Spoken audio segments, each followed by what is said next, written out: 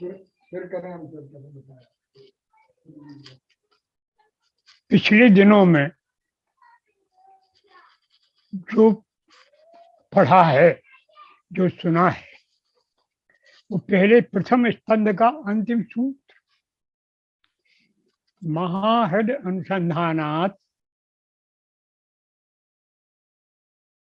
मंत्र वीर्य का ज्ञान होता है। महाहृद के अनुसंधान से मंत्र वीर्य का ज्ञान होता है। ये अंतिम सूत्र पढ़ा प्रथम स्कंद का। और फिर द्वितीय स्कंद का आपने पहला सूत्र पढ़ा,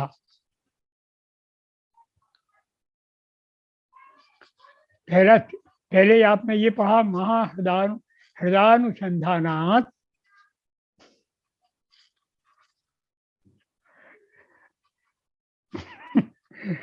मंत्र वीर्यानुभाव, मंत्र के वीर्य का अनुभव हुआ, महाहृद के अनुसंधान। फिर आपने दूसरा सूत्र पढ़ा, चित्तम मंत्र, और फिर तीसरा सूत्र पढ़ा इसी का दूसरा, प्रयत्न साधका। ये तीन चीजें आपने पढ़ी और तीनों लगभग एक ही विचार के तीन पहलू हैं। पहला उसके बीज के अनुसंधान की बात है, दूसरे में बात है कि कैसे वो कहाँ रहे, वो मंत्र कहाँ रहे, और तीसरे में कहा गया है कि साधक क्या करे।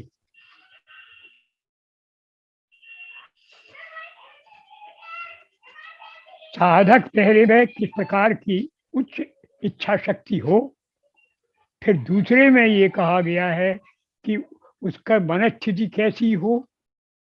इच्छा अलग है, मनस्थिति कैसी, दो बात। और तीसरे में कहा गया है कि वो स्वयं अपने आप को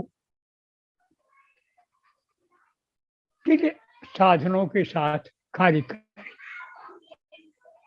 तीन बात। इन तीन बातों पर मिला करके एक बात हुई कि अंत में आपको करना है जप, जो इसका कारण है। ये मानसिक होना है। ध्यान रखिए, ये शाक्तोपाय है। यहाँ माला की आवश्यकता नहीं है, इसलिए ध्यान पर जोर दे रहे हैं। पहले में केवल विचार पर, शुद्ध इच्छा शक्ति क्या है उसकी केंद्रित करना था। दूसरे में यहाँ ज्ञान की बात है। अब तीसरा जब आणविक आपका उपाय होगा तो वहां आपको माला और आपकी आसनी और आपका पूजा ग्रह और पूजा के उपकरण, मूर्ति, और किस प्रकार के मंत्र आपको दिए जाएं, दीक्षा की प्रक्रिया क्या हो, ये सब बात वहां होगी। तो तीन चरण हैं। ये आप बीच की ज्ञान की शक्ति की बात कर रहे हैं, क्रिया शक्ति की नहीं। इसलिए आप यहां सुनिए कि ध्यान कहाँ महत्व। पहले में ध्यान का महत्व नहीं था, इच्छा शक्ति का महत्व था। आप किस तरह से अपनी इच्छा शक्ति को केंद्रित कर सकते। अब बात ये आई कि आपका ज्ञान को आप किस प्रकार से अपने ध्यान में परिवर्तित कर सकते। तो ध्यान है यहाँ। जप बिना ध्यान की नहीं हो सकता। जप का लक्ष्य है ध्यान, ध्यान का लक्ष्य है आपको स्वरूप का बोध। तो यहां दूसरी बात कर रहे हैं, तो ध्यान लग जाए। ध्यान कैसे लगेगा, उसके लिए यही बातें आवश्यक हैं। इसके बाद अगला सूत्र भी जो आप पढ़ेंगे उसमें भी यही होगा कि ये जो शब्द हैं मंत्र के, वो क्या काम करते हैं, सब मिला के बात वही चलेगी। तो अभी इस बात को आप जरा ध्यान देकर बैठिए कि हम आपको ये बताएं, थोड़ा सा ये आप चिंतन करें, इस बात पर विचार करें कि आप मंत्र जप करते होंगे। मैं सबको आशा कर रहा हूँ, यहाँ हमारे शिष्य हैं, दूसरे लोग भी सुन रहे होंगे, और जो सुन रहे होंगे वे किसी न किसी का जप जरूर करते होंगे। तो जप करें, उसमें ध्यान कैसे करें? तो ध्यान के लिए आवश्यक है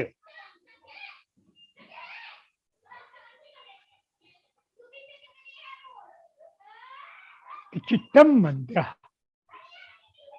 ये सूत्र जिस बात को आपको बता रहा है, चित्तम मंत्र, ये मंत्र जो आप जप रहे हैं, वो नमः शिवाय जप रहे हैं, आप राम रामाय नमः जप रहे हैं, ये मंत्र नहीं है। आचार्य कह रहे हैं महामाहेश्वर कि ये मंत्र नहीं है, जब तक ये आपको गुरु ने नहीं दिया है तब तक। बाजार में किताब खरीदिए, ओम नमः शिवाय लिखा है, और उसको जपिए तो मंत्र जप नहीं कहाएगा, नाम जप तो होगा लेकिन मंत्र जप नहीं। चित्तम मंत्र, चित्त है मंत्र। जब तक चित्त और मन एक नहीं हो जाए तब तक वो मंत्र नहीं है। अब इसका अर्थ क्या है? इसका अर्थ ये है कि चित्त, ये समझ लो कि चित्त कोई समाज साधारण चीज नहीं है जो शरीर में है, ये साक्षात भगवती हैं जो नीचे उतर आई, संकुचित हो गई, वो आपके यहाँ है। आप उनका जरा ध्यान करिए तो वे चेतन हो जाएंगे, और नहीं तो आपके शरीर में सारी शक्तियां पड़ी हुई हैं। आपका शरीर कोई साधारण नहीं है। बार बार कहिए, नाक भरी है, पीप भरी है, बीज भरा है, मल भरा है, ये सोचते रहिए तो यही आप सोचते रहेंगे। आप अगर ये सोचें कि ये साधन धाम है, इससे आप प्रभु को मिल सकते हैं, ये प्रभु का मंदिर है, पहली बात तो ये जो आपका देह है वो ईश्वर की देह है।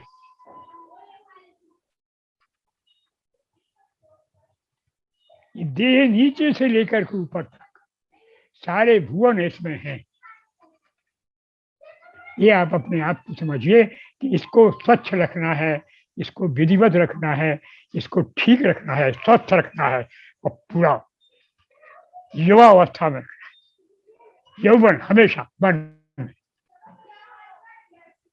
क्योंकि यदि आप बलान्वित नहीं हैं तो उस बल युक्त चीज को कैसे कर सकेंगे? नायम महात्मा बलहीन अभ्यास, उपनिषद में भी कहा कि बल के बिना काम नहीं होता। आप कह देंगे कि अभी तो हमारा युवा अवस्था है, हम कैसे ध्यान करें? जब बुढ़ापा होगा तब कर लेंगे, फिर नहीं कर पाएंगे, हम कभी नहीं कर पाए, कभी कर ही नहीं सकते। जब आपको जप करना है, मंत्र जप करना है, तो युवावस्था से ही कर सकते हैं, फिर आप बुढ़ापे में कर सकें, क्योंकि शरीर अनुकूल हो जाएगा।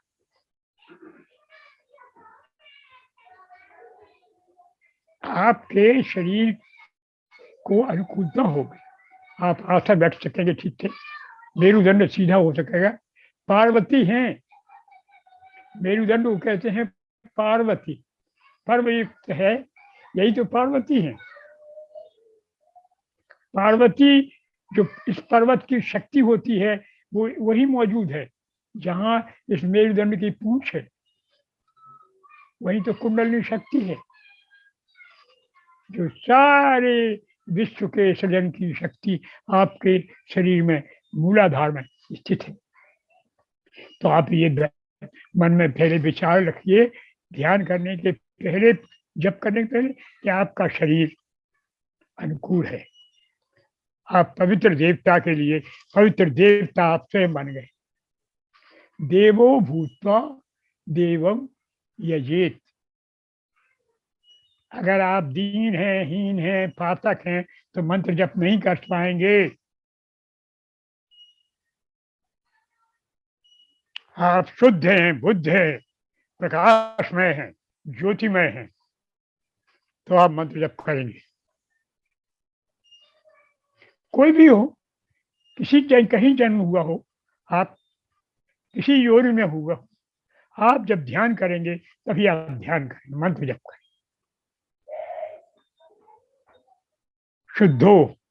शुद्ध हैं आप ज्योति हैं, प्रकाश है।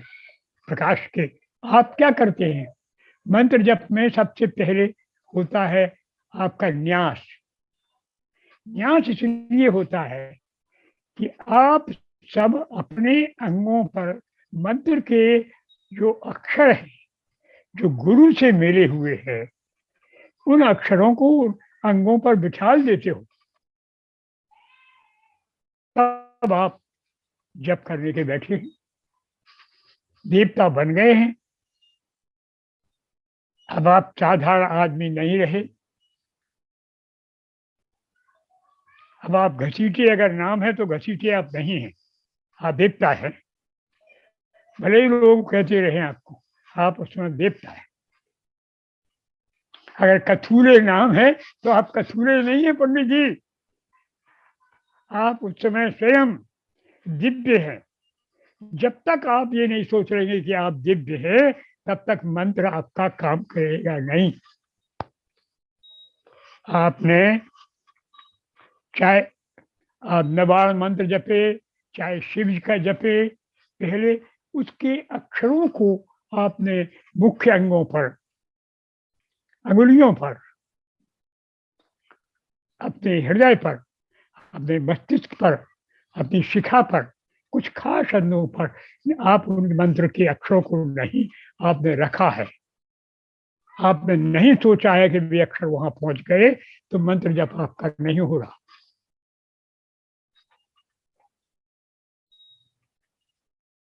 तो दूसरा काम ये किया आपने।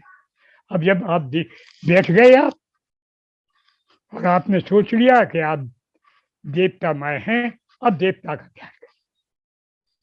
अब आप चाहे शिव का करें,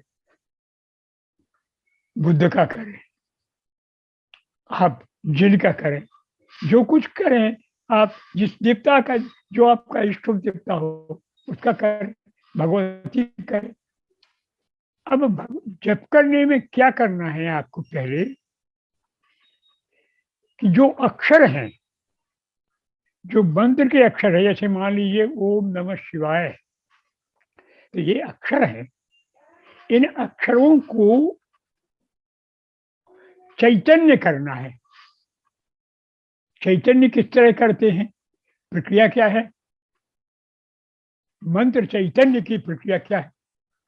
मंत्र की चैतन्य अवबोधन और पालन, त्राण, मनु धातु से बना है और त्रिधातु से बना है। त्रिधातु का अर्थ है त्राण यानी पालन, और मनु से है अवबोधन, मनन। तो ये दो बातें मंत्र में होती हैं, उनको करना है आपको। आपको देखना है कि ये जो मंत्र हम दे रहे हैं, इसका अर्थ क्या है। ये शिव जी को नमस्कार, राम जी को हम नमस्कार कर रहे हैं, हम सीता के साथ राम को कर रहे हैं, हम युगल स्वरूप को कर रहे हैं, हम भगवान श्री कृष्ण को कर रहे हैं। और अगर भी अक्षर हैं, तो भी अक्षर हैं कहाँ?